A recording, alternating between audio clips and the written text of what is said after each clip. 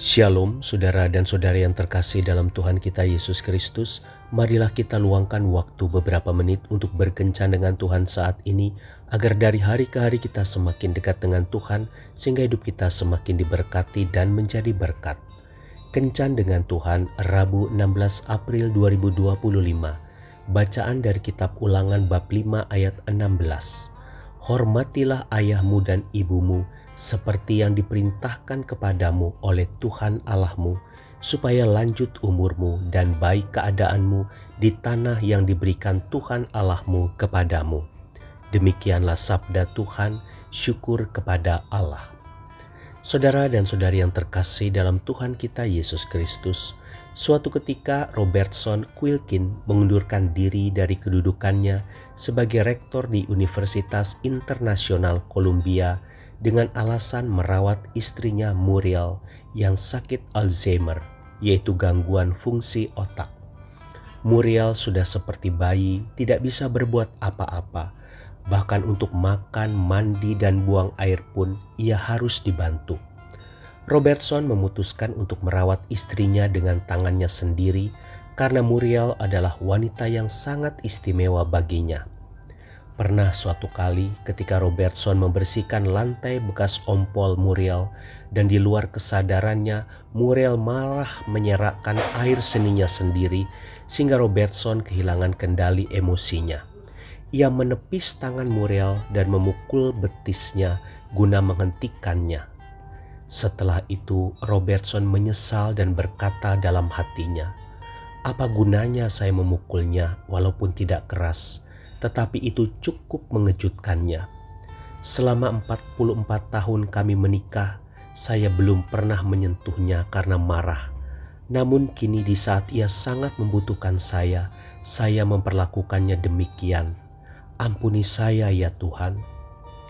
Tanpa peduli apakah Muriel mengerti atau tidak, Robertson meminta maaf atas hal yang telah dilakukannya.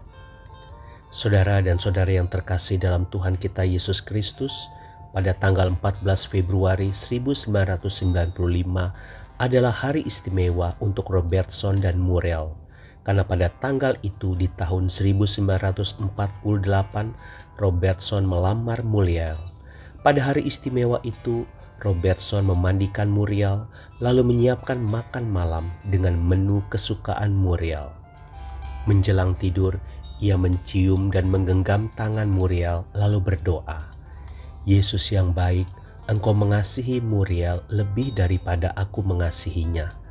Karena itu jagalah kekasih hatiku ini sepanjang malam dan biarlah ia mendengar nyanyian malaikat-Mu. Amin."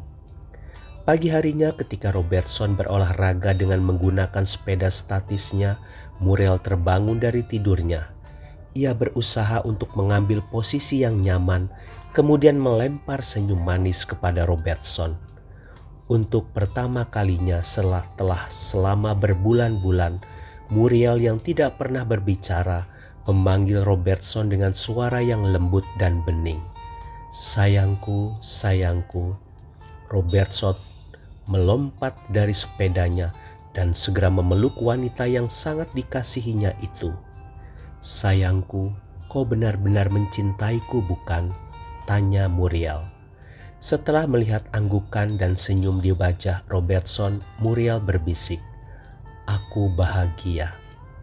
Itulah kata-kata terakhir yang diucapkan Muriel kepada Robertson.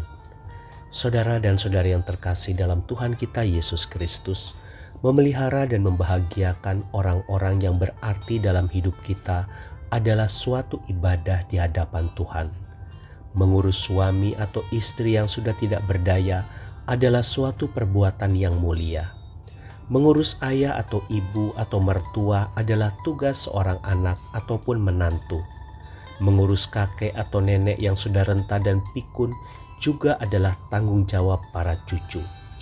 Jangan abaikan mereka yang telah renta, apalagi ketika mereka sudah tidak bisa berbuat apa-apa lagi. Peliharalah mereka dengan kesabaran dan penuh kasih. Tuhan Yesus memberkati.